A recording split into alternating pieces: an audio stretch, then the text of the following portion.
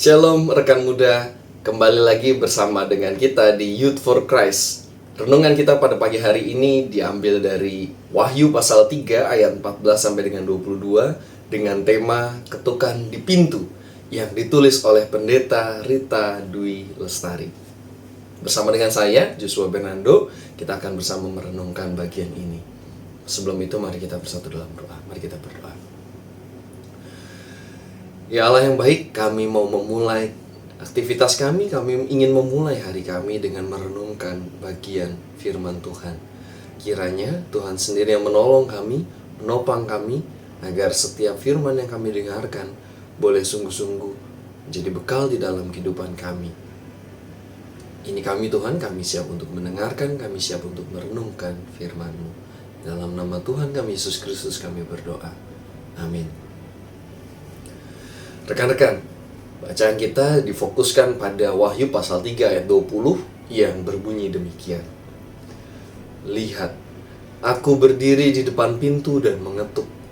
Jikalau ada orang yang mendengar suaraku dan membukakan pintu, aku akan masuk menemui dia dan makan bersama dia dan ia bersama aku. Demikian bunyi firman-Nya.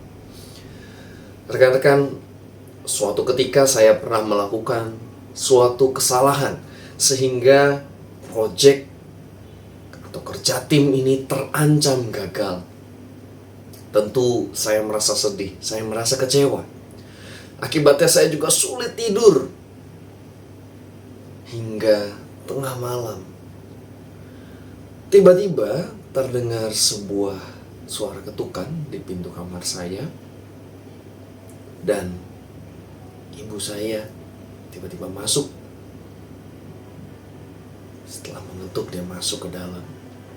Dan setelah itu, tanpa banyak bicara, dia duduk di sisi tempat tidur saya dan kemudian membisikkan beberapa kata, tapi itu kata-kata yang meneguhkan bahwa saya bisa belajar dari kesalahan yang saya perbuat.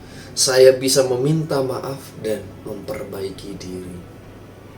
Pada waktu itu rekan-rekan, saya tidak bisa membalas apa-apa. Yang saya lakukan hanya bisa menangis.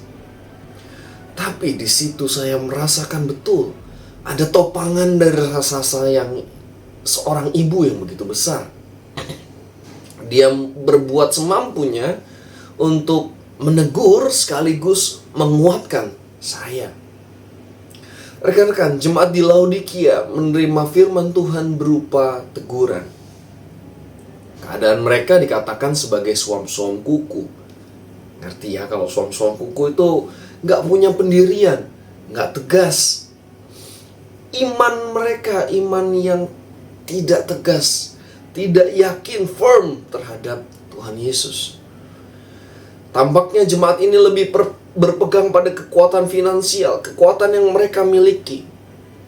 Kekayaan yang mereka miliki membuat mereka merasa tidak membutuhkan Tuhan. Sebab semua bisa diupayakan sendiri.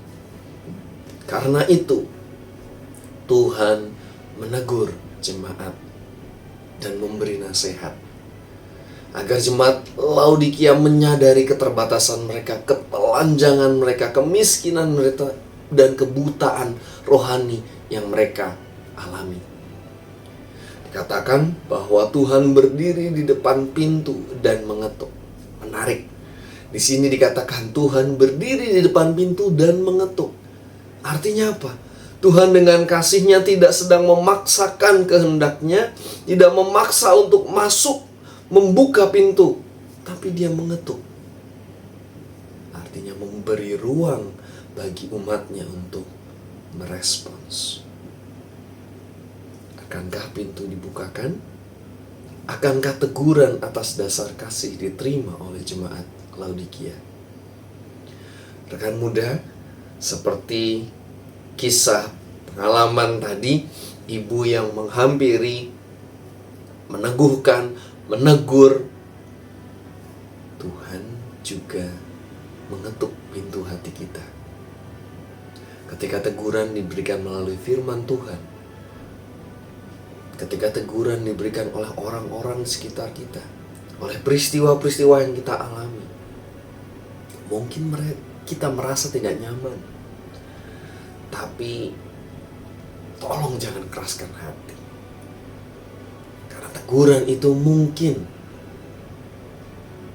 meneguhkan kita, mungkin menegur kita. Cara Tuhan begitu luar biasa. Maka ketika Tuhan ketuk pintu hati kita, mari kita buka pintunya. Mari kita buka pintu hati kita. Amin. Mari kita bersatu dalam doa. Tuhan,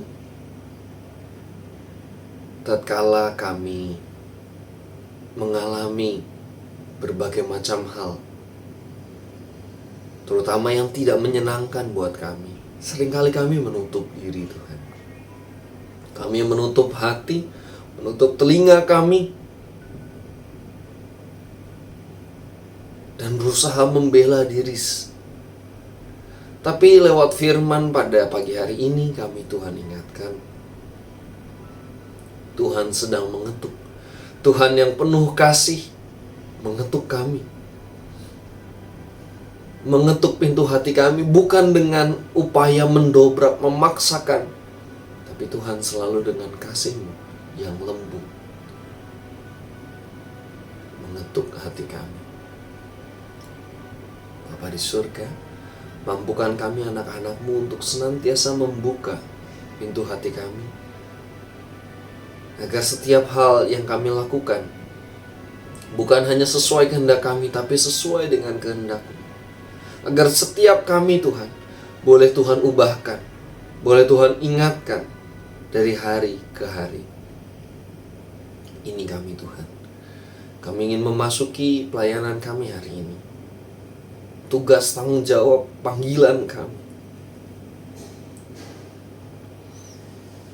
Kiranya Tuhan yang menolong kami sekalian. Di dalam nama Tuhan kami, Yesus Kristus, kami berdoa. Amin. Rekan-rekan, kita akan berjumpa lagi dalam Youth for Christ berikutnya. Tapi jangan lupa untuk subscribe dan juga cek tombol loncengnya, supaya tidak ketinggalan renungan-renungan berikutnya. Sampai jumpa, Tuhan berkati.